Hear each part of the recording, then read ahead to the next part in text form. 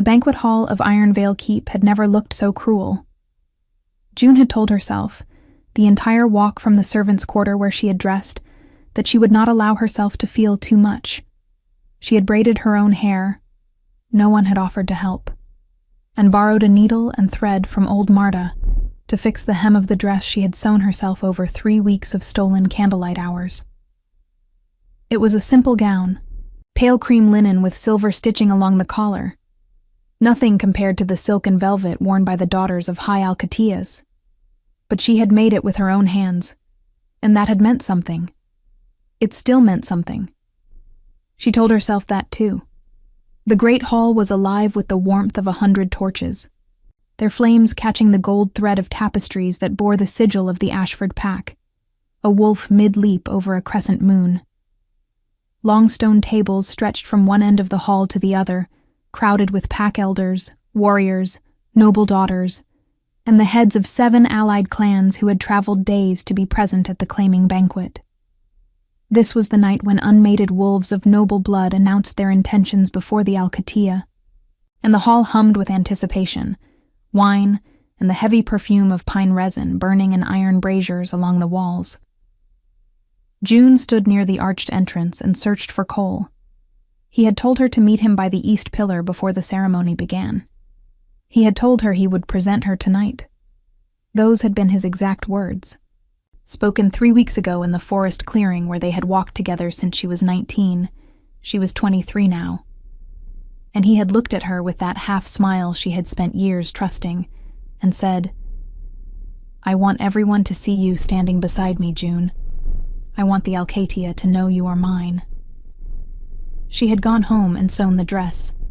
Cole Ashford was the second son of Elder Rowan Ashford, which made him no king, but it made him respected, known, a young alpha of standing who would one day lead a branch of the Ashford territory. And June was nobody. She had no pack name worth speaking. Her mother had died when she was 12. Her father had disappeared long before that, and she had grown up in the outer settlement of Ironvale, under the guardianship of old Marta, who was kind but powerless. June worked in the keep's library, cataloging records of pack lineages and ancient territorial maps. She was educated and quiet and, she had always believed, invisible. But Cole had seen her, or so she had believed. She spotted him near the east pillar, and her chest filled with something warm before it turned to ice. He was not alone. Beside him stood Celeste Vorn, daughter of Alpha Vorn of the Crescent Ridge Pack, a woman dressed in deep burgundy silk, with a collar of silver fur, her dark hair woven with small braids threaded with amber beads. She was laughing at something Cole had just said, her gloved hand resting on his forearm with the ease of someone who had been allowed to stand there many times before.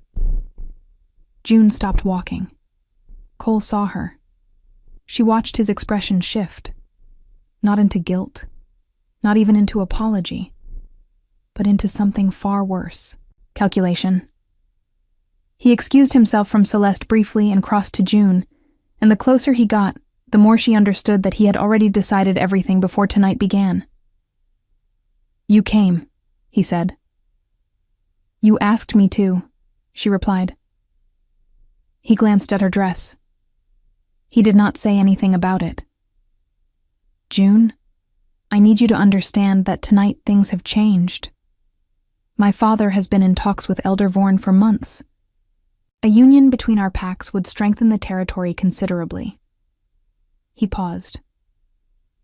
"Celeste and I will announce our intention to mate tonight." The hall continued its noise around them. Torches burned. Wine was poured. June said nothing for a moment. She was aware of the silver stitching at her collar. She was aware of the 3 weeks of candlelight and the borrowed needle. She was aware that she was standing very still, because if she moved even slightly, something inside her might shatter in a way that would be visible, and she would not give this hall the satisfaction. "You told me you would present me tonight," she said. Her voice was steady. She was proud of that. "I told you I wanted the Alcatia to know you." He had the audacity to speak gently, as if gentleness made it cleaner. "They will know you, June. Just not in the way I—" Things changed. Pack politics are more complicated than— "I understand," she said. And she turned away from him before he could finish. She walked toward the far end of the hall, away from the tables, away from the noise, her spine straight and her hands at her sides, and her jaw set with a force that ached. She would not cry here. She would not give the daughters of High Alcatayas, who had always watched her with mild disdain, the image of her weeping beside a pillar. She would walk out. She would go back to the library. She would be fine. She was nearly at the side corridor when she heard the hall go quiet. Not the natural quiet of a ceremony about to begin, a different kind of quiet. The kind that happened when something entered a room that commanded silence without asking for it. June slowed without meaning to. 3 men had entered through the main doors at the opposite end of the hall, and the crowd had parted for them, the way water parts for stone. She turned slightly, just enough to see. The first was broad and loose-limbed, with a grin that seemed aimed at everyone and no one, his dark eyes moving over the hall with barely contained amusement. The second was leaner, sharp-featured, with the kind of composed expression that suggested he found most things either interesting or faintly ridiculous, and had not yet decided which this occasion was. The third walked between them and slightly ahead, and June understood immediately why the hall had gone silent. He was tall in the way that mountains were tall, not just in measurement, but in presence, in the sense that the space around him rearranged itself to accommodate him. Dark braids pulled back from a face that was severe and still, pale blue eyes scanning the room with the slow, unhurried attention of someone who had learned long ago that nothing required his urgency. He wore black leather armor crossed with dark straps, a fur mantle across his shoulders, and at his side, half hidden by the hang of his cloak, was the hilt of a blade she suspected had been used more than once. Someone near June whispered the name in a breath that was half reverence and half fear. Evander Crest, the Alpha King. June had heard of him. Everyone had. He ruled the Crest territory to the north, a vast and ancient dominion that had not bent its knee to any alliance in 3 generations. He came to no banquets. He accepted no invitations. His presence in Ironvale Keep tonight was, by every measure she could think of, impossible. She should have kept walking. Instead, she stood still, half-turned in the corridor entrance, and watched him move through the hall. And then she watched him stop. He had stopped because his second, the lean, sharp-featured one, had leaned in and said something low. The Alpha King's gaze moved across the room with that same unhurried pace, and then it found her. June felt it like a hand pressed flat against her sternum. He looked at her the way no one in this hall had ever looked at her. Not with the mild curiosity she was used to. Not with the dismissal. Not even with Cole's careful warmth that had turned out to mean nothing. Evander Crest looked at her as if he recognized her. As if she had interrupted something he had been trying to finish for a very long time. He did not move toward her. He did not look away either. The hall continued its stunned murmur around him. Elders straightening, noble daughters smoothing their gowns, Cole Ashford somewhere behind her, forgetting entirely about Celeste Vaughan for one confused moment. June turned and walked into the corridor. But she did not go far. She stood just inside the shadow of the stone arch, her back against the cold wall, and pressed one hand flat against the silver stitching at her collar. Her mother's favorite color. Silver, the reason she had chosen this thread. And breathed. She had walked out of the hall with her dignity intact. She had not wept. She had not begged.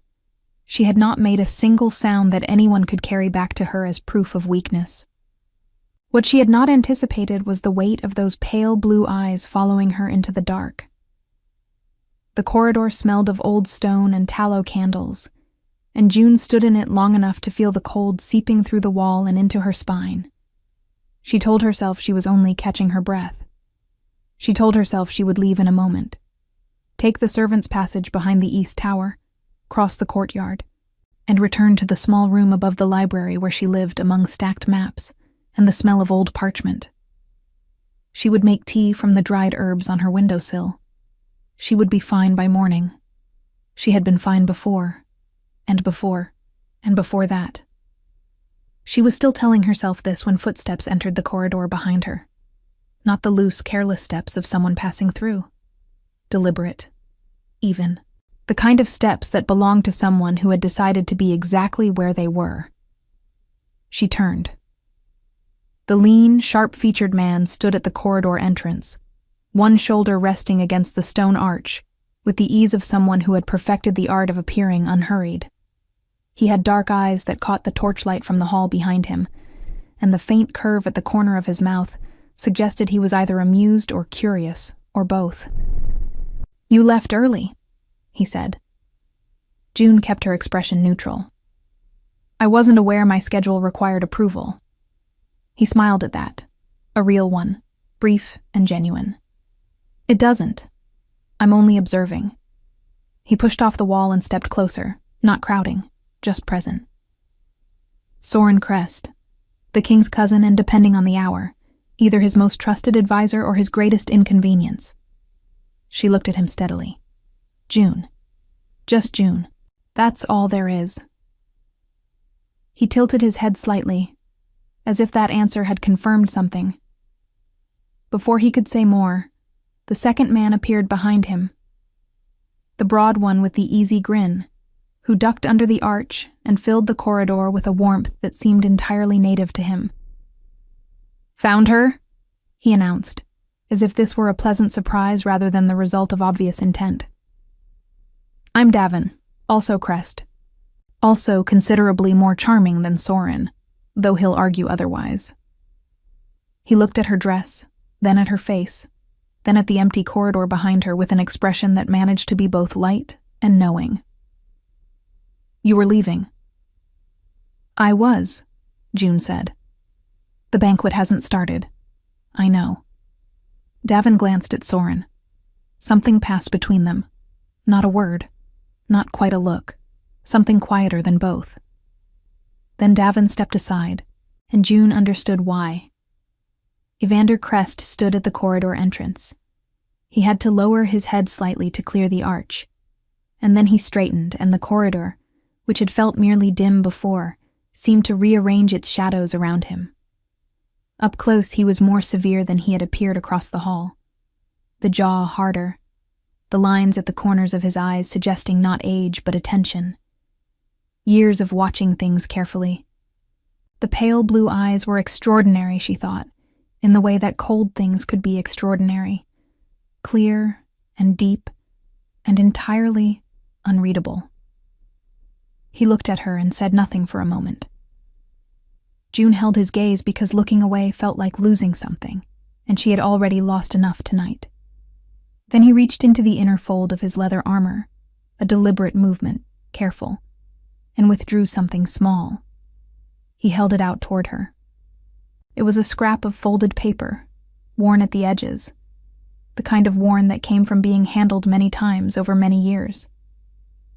He unfolded it with one hand, slowly, and held it so she could see. It was a drawing. Charcoal on rough paper, the kind of paper used in old pack records. A child, perhaps 7 or 8 years old, sitting in tall grass with her knees pulled to her chest and her hair loose around her shoulders. The drawing was simple, but careful. Someone had taken time with it, had paid attention to the particular way the child held herself, the slight tilt of her head, the way her hands were folded. June's breath stopped. She knew that drawing. She had not seen it in 16 years, but she knew it the way you knew the sound of your own name. Before thought, before reason, in some older part of the self that remembered without trying. Her mother had drawn it. Alara, who had been gifted with a steady hand and a box of charcoal sticks she treated like treasure. June had been 7 years old, sitting in the field behind the outer settlement on a late summer afternoon, and her mother had sat in the grass a few yards away and drawn her without telling her, and then shown her afterward with that quiet smile she'd had, the one that meant, I wanted to remember this. June had not known there were 2 copies. "Where did you get this?" she said. It was not quite a question. Her voice had gone very still. Evander's expression shifted. Not softened, but changed, the way stone changes when light hits it from a different angle. "It was in my brother's wallet," he said. "Ronan. He died 14 months ago." The name landed in her chest like a stone dropped into still water. Ronan Crest. She had not spoken that name aloud in years. She had been 7 years old when a young wolf from the Northern Territory had spent a season in the outer settlement of Iron Vale, passing through on some errand she had never fully understood. He had been perhaps 18, lean and restless and kind in the offhand way of young men who don't yet know how to be deliberately kind. He had taught her to whistle. He had shared his bread with her on cold mornings. He had called her little son because of her hair. And she had followed him around for 3 months like a faithful hound, the way lonely children attach themselves to anyone who looked at them directly. When he left, he had taken the drawing with him. She remembered her mother pressing it into his hands at the gate. "So you remember her?" Ilara had said. "Come back someday." He never had. And now he was dead, and his brother was standing in a stone corridor in Iron Vale Keep, holding the proof that Ronan Crest had carried her face with him for 16 years. "He kept it," she said. The words came out barely above a breath. "In his wallet, every day." Evander folded the paper again, the same careful hands. "I found it when I was going through his things. He had never told me about anyone in Iron Vale. He had never told me about you." A pause, and then, with an honesty she had not expected from a man who seemed constructed entirely of reserve.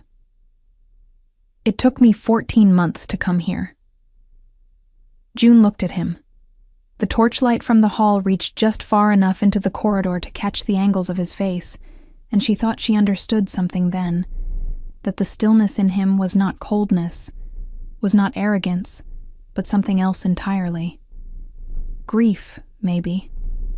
The particular stillness of someone who had been carrying a question for a long time and had only just found the door it belonged to. "He was kind to me," she said. "I was 7. He was the first person outside of my mother who looked at me like I was worth looking at." Something moved behind Evander's eyes. Not pity. She would have turned and walked away from pity. Something more complicated. Recognition, perhaps, of the specific weight of that kind of small, formative kindness, and what it meant that Ronan had never let go of it.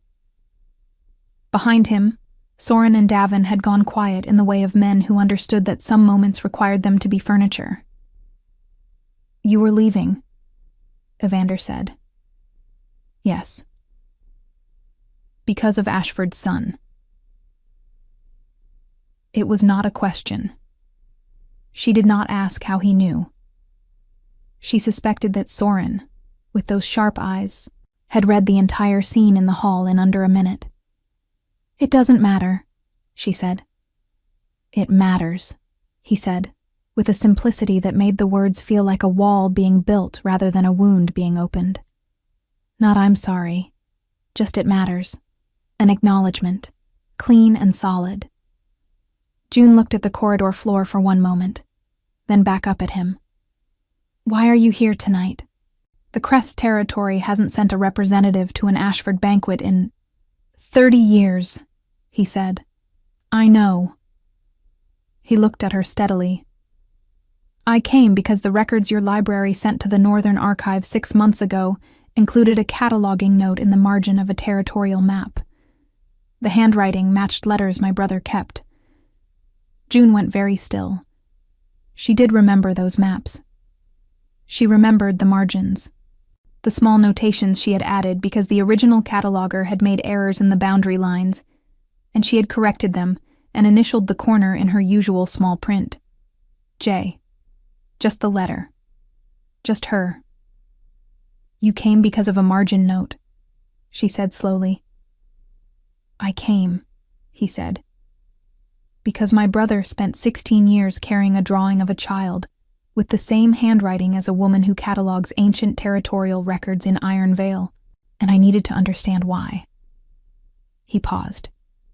And because I needed to see whether she was real. The hall behind him swelled with music suddenly. The ceremony was beginning, the formal proceedings of the claiming banquet.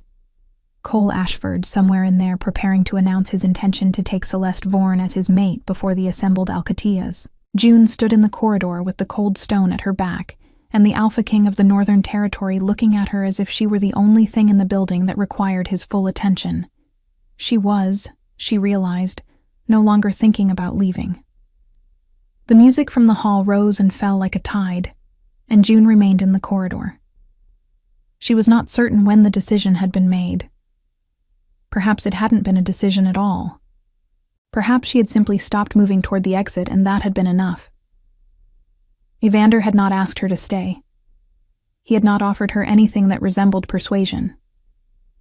He had only looked at her with those pale eyes and spoken plainly. And there was something in that plainness that made her distrust leaving more than she distrusted staying. Davin had produced a small flask from somewhere inside his cloak and offered it to her with the cheerful pragmatism of a man who believed most situations were improved by warmth. She had accepted it. The wine was dark and heady, tasting of blackberries and something smoky, and it settled in her chest like a small fire.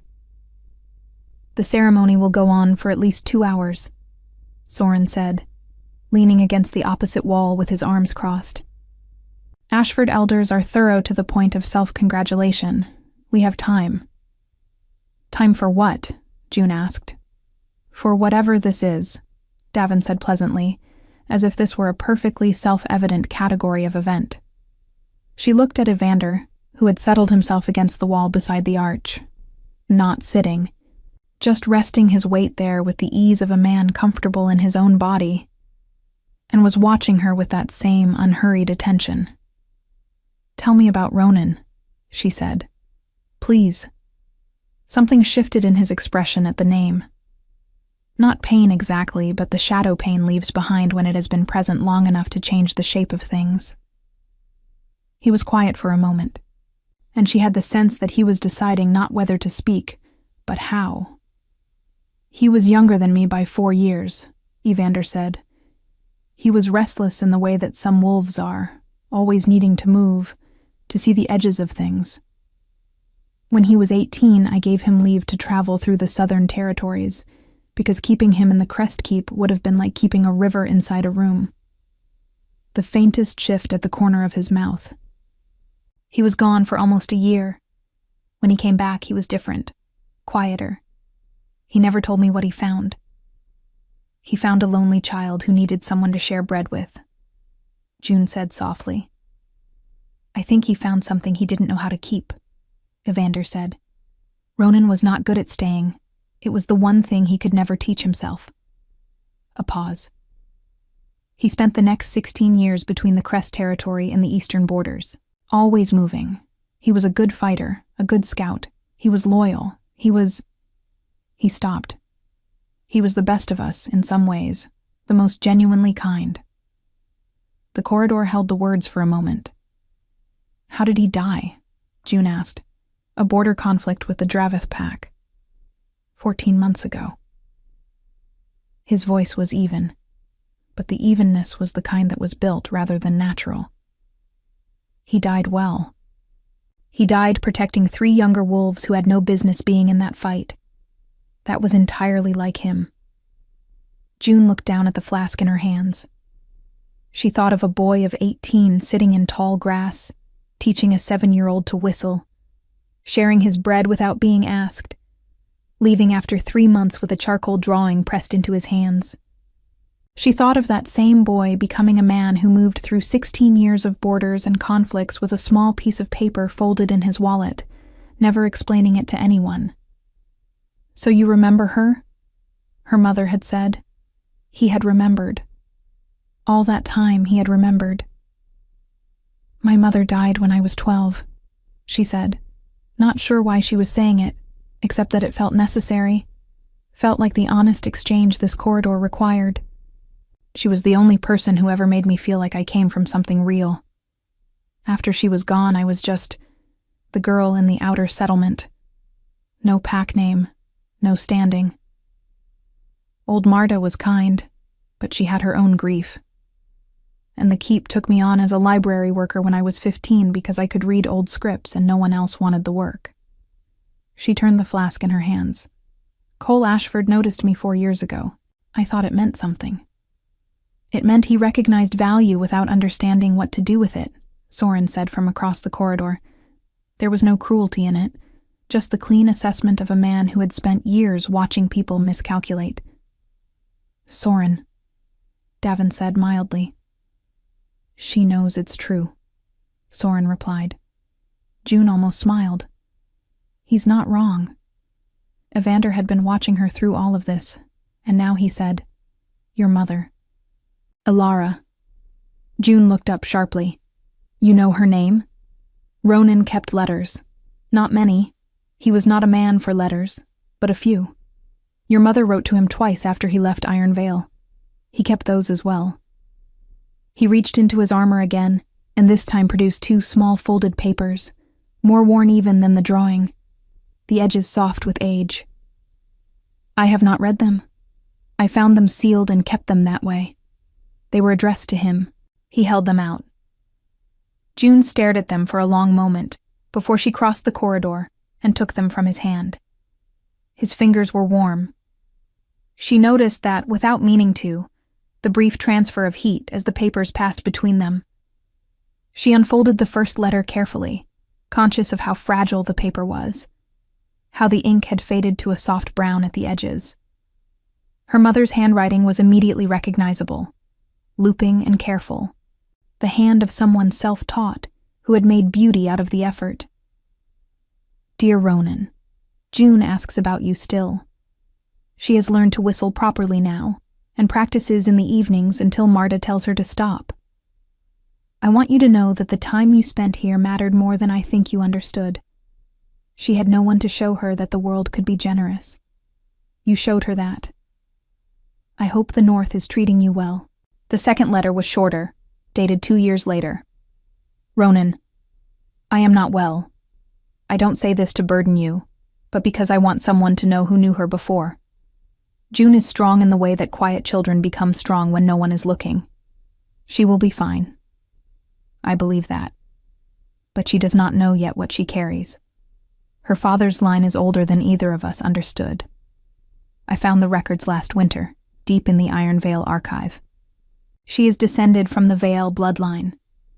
I don't know what that means for her future. I only know she deserves to understand it someday. Keep the drawing safe. Ilara. June read the second letter twice. Then she stood very still in the cold corridor with the paper in her hands, and the name her mother had written ringing in her head like a struck bell. The Vale bloodline. She was not ignorant of pack history. She had spent 8 years in the Iron Vale Library cataloging lineage records and territorial maps, and she knew the name Vael the way she knew the names of ancient mountain ranges, distant, enormous, and believed to be long gone. The Vael were the oldest recorded wolf bloodline in the known territories, a line of wolves whose scent was said to carry a frequency that other wolves felt as authority, as pull, as something older than hierarchy. They had been thought extinct for 200 years. Her mother had found the records. Her mother had known, and had written it in a letter to a traveling boy, and had died before she could tell her daughter, and the letter had sat in a dead man's keeping for 16 years. June lowered the paper slowly. She became aware, in the silence that followed, that Evander was watching her with an expression she had not seen on him yet. Something attentive and very careful. The look of a man who has been waiting for someone to reach the edge of a truth he already stood on the other side of. You knew, she said. I suspected, he said. When I read your mother's name in Ronan's things, I recognized the Vale connection from old Crest records. My family's archive is extensive and very old. A pause. I did not know it was you until I saw you tonight. You said you needed to see if I was real. Yes. But you already knew something before you came. I knew there was a woman in Ironvale with Vale blood and Ronan's loyalty, and that she had been left alone for 23 years with no one to tell her what she was. Something moved behind his eyes, controlled, but not cold. That seemed like a thing that needed correcting. From inside the hall, a voice rose above the music. Elder Rowan Ashford, beginning the formal proceedings of the ceremony. June heard Cole's name spoken aloud, and then Celeste Vaughan's, and the assembled Alcatayas murmured their acknowledgement. She did not look toward the hall. She looked at Evander Crest, king of the Northern Territory, who had traveled south with a charcoal drawing and 2 old letters, and the particular stillness of a man who had decided something important, and was waiting with genuine patience to see what she would decide in return. "The vile bloodline," she said quietly. "What does that mean? For me, practically." "It means," he said, "that the reason every alpha in that hall noticed you tonight was not coincidence." June thought of Cole's expression when she had turned away from him. The flash of something he couldn't name, the sudden uncertainty. She thought of the way the hall had watched her cross toward the corridor, the glances she had taken for pity or curiosity. "They felt it," she said. "They felt it," he confirmed. "Most of them won't know what it was, but I do." The music swelled again from the hall, and somewhere in its warmth, Cole Ashford was announcing his future. And June stood in a cold corridor, holding her dead mother's letters and understanding, for the first time in her life, that she had never been invisible. She had only been standing in the wrong light. The ceremony ended sometime past midnight. June knew this because the music stopped, and the hall beyond the corridor filled with the looser noise of celebration, wine being poured freely, voices climbing over each other, the particular relief of formal proceedings giving way to ordinary human warmth. She had remained in the corridor through all of it, and at some point Davin had disappeared and returned with a plate of food from the banquet table, presenting it with the gravity of a man performing an important service. She had eaten. She had not realized how hungry she was until the first bite. Evander had remained where he was, against the wall beside the arch, and they had talked. Not continuously.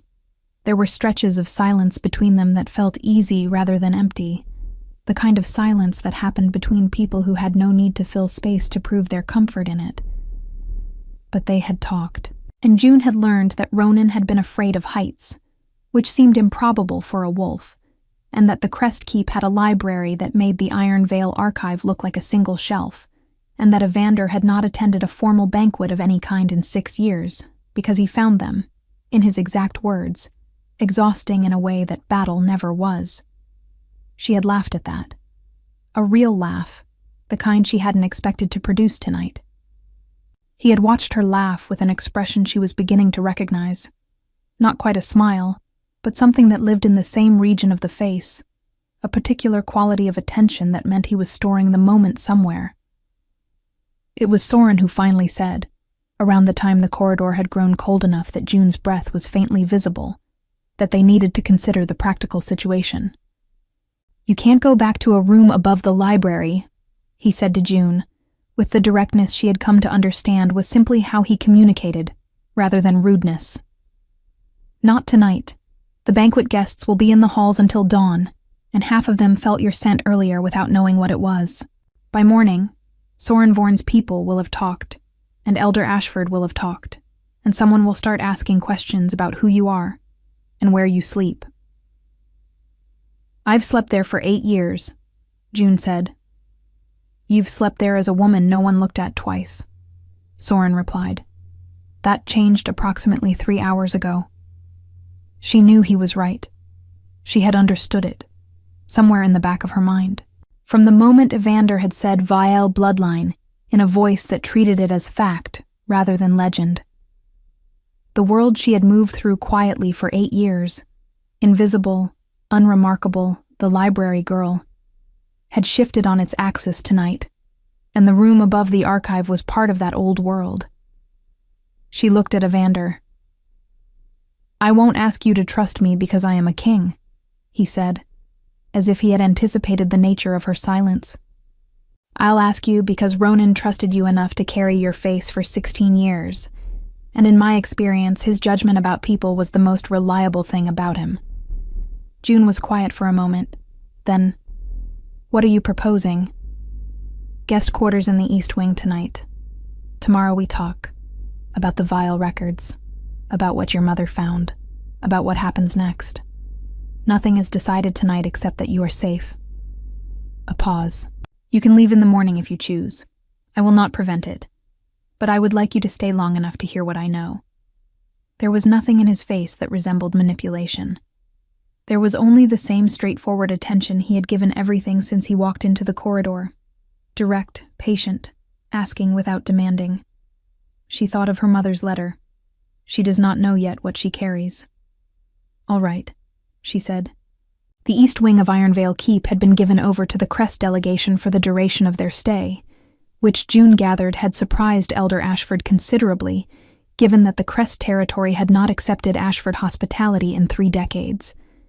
The guest quarters were large and cold in the way of old stone rooms, but someone had built a fire in the hearth, and the bed had clean linens, and after the corridor it felt generous. She did not sleep for a long time. She lay with her mother's letters on the blanket beside her, and read them again in the firelight, the words she had already memorized settling into new shapes now that she had context for them. She does not know yet what she carries. Her mother had known. Her mother had found the records in the archive, where June herself had worked for 8 years, and June had never looked in the right place, had never known to look. She thought about whether she was angry at that, and decided she wasn't. Her mother had been dying, and had done the best she could, and had written the truth to the only person she knew who might someday find her daughter and tell her. It had taken 16 years and a dead man's wallet, but the letter had arrived. In the morning, she found Evander in the small study adjacent to the guest wing, standing over a table spread with documents, old ones she could see from the doorway, the kind of aged parchment the Ironvale archive used for records older than 2 centuries. He had clearly been there for some time. His fur mantle was draped over the chair behind him, and he had rolled the sleeves of his linen undershirt to the elbows in the way of someone who had settled in for careful work. He looked up when she entered, and she had the distinct impression that he had heard her coming long before she appeared in the doorway. "You slept," he said. "Eventually." She crossed to the table and looked at the documents. Her librarian's eye caught the script immediately. Old Pack notation, the territorial dialect used in records predating the current Alcatea system. "Are these from the Crest archive?" "Copies I made before we traveled." He moved one sheet toward her. "This is the Vile lineage record. The original is in the Crest library. It was part of a collection my grandfather acquired from a dissolved pack 2 generations ago. He didn't know what he had." June looked at the document. The lineage was mapped in the branching style of old pack records, names connected by lines that indicated mating bonds and bloodlines, the script so small in places she had to lean close.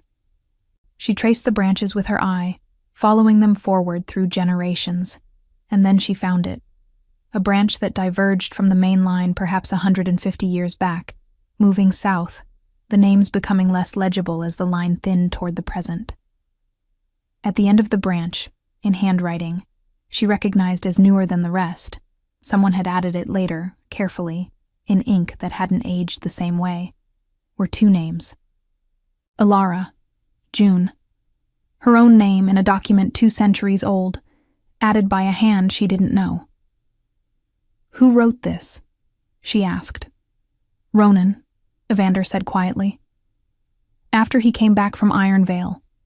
He found the record in the archive and added the names himself. He never told me. I found it when I was going through the collection after his death." June stared at her own name on the ancient parchment. Ronan at 18, spending a season in the outer settlement, teaching a 7-year-old to whistle. Ronan finding the connection in the Crest archive afterward, and writing her name into the record. carrying the drawing, never coming back, but never letting go. "He was going to tell me," she said. "It wasn't a question. I believe so. I think he was waiting until he understood what it meant." Ronan was cautious with important things. He wanted to be certain before he spoke. Evander paused. He ran out of time. The fire in the study hearth had burned down to steady coals, and the morning light came through the narrow window in flat gray sheets. Somewhere in the rest of the keep, the banquet guests were beginning their slow departures, and the world outside this room was resuming its ordinary motion. June straightened from the document. "The Vielle bloodline," she said. "What does it actually mean for my life going forward? Not the history, the practical reality." Evander looked at her with something that might have been respect for the directness of the question. "It means you have a legitimate claim to standing in any pack in the known territories. The Vielle line predates the current Alcatia hierarchy. Its recognition overrides pack politics. No elder can dismiss you as having no name." He paused. "It also means that the pull other wolves felt from you last night will not diminish. You cannot go back to being invisible, even if you wish to." "And the Crest territory?" she asked. "Why does this concern you personally?" He was quiet for a moment, and in that moment, she saw something move behind his careful expression. Not evasion, but the particular honesty of someone choosing how much truth to offer at once. "Because Ronan loved you," he said finally. "Not the way a man loves a woman. You were 7 years old and he was 18, and he was not that kind of man in any case. But he loved you the way some people love the first thing that showed them the world could be worth staying in. He never forgot you. He spent 16 years in motion, because he could never quite find what he'd left behind in that settlement." A pause, and something quieter. "I spent 14 months being angry at him for dying, before he finished what he started. Coming here was the only way I could think of to finish it for him." June looked at him for a long moment. Outside the window, in the courtyard below, she could hear the Ashford stable hands beginning their morning work, the sound of horses and cold air, and the ordinary industry of a keep waking up. And somewhere in that same building, Cole Ashford was waking beside the future he had chosen, the future that had required him to look at June and calculate that she was not worth the cost. She thought about that without bitterness. She found, somewhat to her surprise, that the bitterness had largely dissolved overnight, replaced by something cleaner. Not forgiveness exactly, but the particular clarity that came from understanding that what she had lost was never truly hers to begin with. What was hers was here on this table.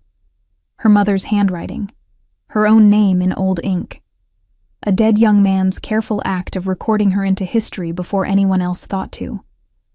And across the table, a king who had traveled south with a drawing and 2 letters, and the patience to wait for her to catch up to what he already knew. "I'd like to see the Crest Library," she said. Something shifted in Evander's expression. Subtle, but real. "I was hoping you would say that." From somewhere down the corridor, Davin's voice rose cheerfully above the morning quiet, apparently already in negotiation with someone about breakfast, and Soren's dry response followed a moment later, and the study held its warmth, and June stood beside an ancient document with her own name in it, and understood that the life she had been building quietly in the wrong place was finally, carefully, beginning to point in the right direction. They left Iron Vale 3 days later. June had not planned to stay even one additional day beyond that first morning, but there had been the documents to review, and then Soren had located 3 more records in the Iron Vale archive itself, buried in a section she had catalogued 2 years ago without recognizing their significance. And then Davin had somehow befriended every stable hand and kitchen worker in the keep, and gathered information about the outer settlement that June hadn't known herself, small histories of families who had known her mother, people who remembered Alara with the quiet warmth reserved for those taken too soon. She had spent one afternoon in the outer settlement with old Marda, sitting in the small kitchen that smelled of dried lavender and wood smoke, and told her everything. Marta had listened with her hands folded on the table and her eyes very bright. And when June finished, she had said, in the matter-of-fact tone she applied to most things, "Your mother always said you came from something old. I never knew what she meant. Now I do." June had held Marta's hands for a long time before she left. On the morning of departure, Elder Rowan Ashford appeared in the courtyard as the crest horses were being readied. He was a tall man gone gray at the temples, with the careful dignity of someone who had spent decades managing the politics of a significant pack. And he looked at June with an expression she recognized as recalibration, the specific look of a man updating his understanding of a situation he believed he had already correctly assessed. Cole was beside him. June saw Cole see her, and watched him understand in a single glance that she was leaving with the Crest delegation. That Evander stood at her left shoulder with the natural ease of someone who had decided where he stood. That Soren and Davin flanked them with the calm readiness of men who belonged to a world Cole Ashford would never quite inhabit. Cole's face went through several things quickly. She watched them pass. The surprise, the recalculation, and then, arriving last and too late, the recognition of what he had dismissed. He said her name. Just that. June. She looked at him with the full and honest attention that she had never quite been able to deny him before, and found that it cost her nothing now. Not anger, not grief, not the complicated pull of 4 years of slow-built hope. "I hope you're happy, Cole," she said. And she meant it plainly, without sharpness, because she did hope it. She simply no longer needed it to have anything to do with her. She turned and walked to where the horses waited. The road north was long and beautiful in the way of late autumn. The trees stripped to their architecture, the sky a cold, clean gray, the ground hard with the first frost that had come overnight. June rode between Evander and Davin, and Soren rode ahead, reading documents he had somehow kept dry through the river crossing, and continued to read with the single-minded focus of a man who considered travel a productive opportunity. On the second day, when they camped in the shelter of an old stone way station half covered in ivy, Evander sat beside her at the fire and told her more about the Crest territory, the geography of it, the 3 branch packs that owed the main keep their allegiance, the library that occupied the entire north wing of the keep and contained records going back 4 centuries. He told her about the pack's current structure and the alliances they maintained with 2 eastern territories and 1 northern clan that communicated almost entirely through written treaty. He spoke about these things with the quiet thoroughness of someone sharing what was real and important about themselves, not performing, not impressing, simply opening a door and showing what was behind it.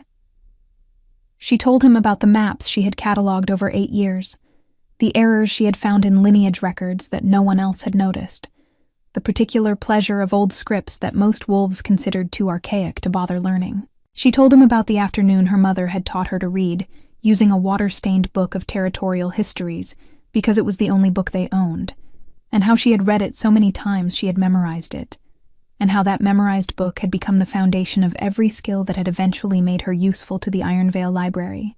Evander listened to all of it, with the full attention she was learning was simply how he was. Not performing interest, not waiting for his turn to speak, but genuinely present with whatever she gave him. On the 3rd evening, with the Crest keep visible in the distance, its stone towers rising from the tree line against a sky going amber at the edges, he said, "There is something I haven't told you." She looked at him. "The vile lineage record," he said. "The section that documents the bloodline's significance. There is a passage I didn't show you in Ironvale because I thought you had enough to carry in one morning." He paused. The Vale line was historically bonded to the Crest line, not politically, by nature. The old records call it a resonance, 2 bloodlines that recognized each other. He kept his eyes on the road ahead. "I felt it when I saw you across the hall in Ironvale, before I knew who you were, before I had decided to approach you." June was quiet, absorbing this. "And now?" she asked. Now I know who you are, he said, which means the decision is real rather than instinct. That matters to me. He glanced at her then, and his pale eyes were direct and honest. I am not asking you for anything tonight. I am telling you what I know, so that you have the full truth to make your own choices from. That's all. She thought about what it meant to be given truth as a foundation, rather than as a persuasion tool. She thought about how different it felt from 4 years of half-spoken intentions and postponed promises. All right, she said. Thank you for telling me. He nodded, and they rode the last stretch to the keep in the easy silence that had become, over 3 days of road and firelight, entirely natural between them. The Crest Keep was everything he had described and more. The library alone made her stand in the doorway for a full minute before she could move, taking in the shelves that rose to the vaulted ceiling, the rolling ladders on iron tracks, the reading tables with their brass lamp fixtures, the smell of old parchment and leather binding and beeswax that was the finest smell she had ever encountered in a room. Evander watched her from behind with the expression she had come to think of as his particular version of satisfaction. Contained, quiet, but entirely genuine. This is yours to work in, he said simply, for as long as you choose to stay. She chose to stay. The months that followed were not without difficulty. There were pack elders who questioned the sudden presence of an unknown woman in the Crest Keep, and Soren handled them with a precision that June came to deeply respect, presenting the vile documentation with the calm authority of someone who had prepared for every objection and found each one manageable. There were 2 formal challenges from allied pack leaders who felt the vile recognition upset existing hierarchies, and Evander addressed these in the great hall of the keep with a brevity and finality that closed both matters in under an hour. There was an afternoon when June sat alone in the library and felt the full weight of everything that had changed, and cried in the specific, exhausted way of someone who had been strong for a very long time. And then Davin knocked on the door with tea and a plate of honey cakes, and sat across the table from her saying nothing useful and everything necessary. And through all of it, Evander was present in the way she had come to understand was his nature. Not hovering, not managing, but simply there, steady and real, giving her space when she needed it and attention when she sought it, never pretending things were easier than they were, and never making them heavier than they had to be.